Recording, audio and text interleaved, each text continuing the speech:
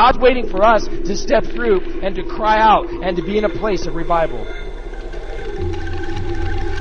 If you're on the moon, do you want to learn about air or do you want to breathe air? I want to breathe air. That's why the Bible, for many people, is a very frustrating book and they don't read it. Why? Because they read it, yet they can't breathe it.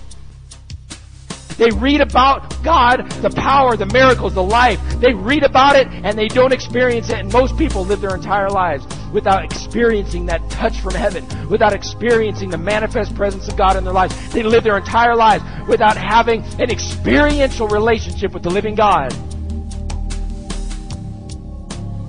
But this is not true of my servant Moses. He is faithful in all my house. With him I speak face to face, clearly and not in riddles. He sees the form of the Lord. I want that. Revival will always be the thrust of this ministry. Prayer will always be the thrust of this ministry. Intercession will always be the thrust of this ministry. You see, this is all about revival. There is a time for celebrating and rejoicing because of our victory in Jesus.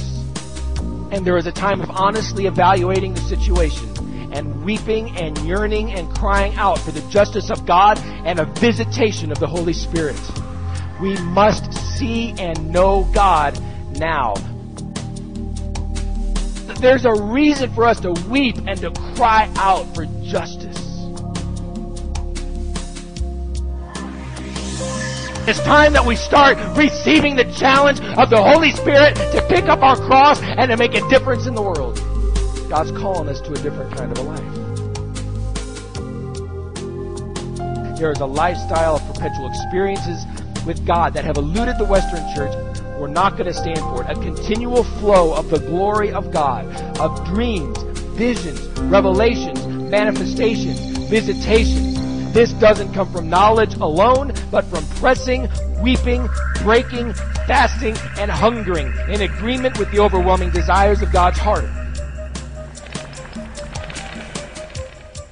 It's time we prophesy to the church and say, dead bones, it's time to rise up.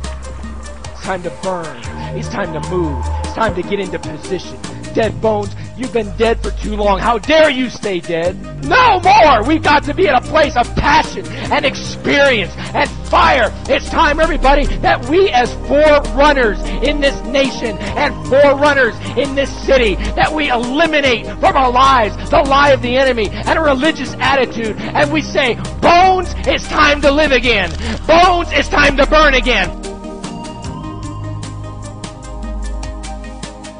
Give me the word of the Lord. Shake me to my core, God. Forgive me for my passivity. God, forgive me for my apathy, God. I want, Lord, to be a forerunner, and I know to change the atmosphere in this city is going to take somebody that knows how to shake and how to burn and how to walk on water and how to heal the sick and how to raise the dead. It's going to take someone who knows how to not shrink back. It's time to move ahead with power and with authority and with confidence.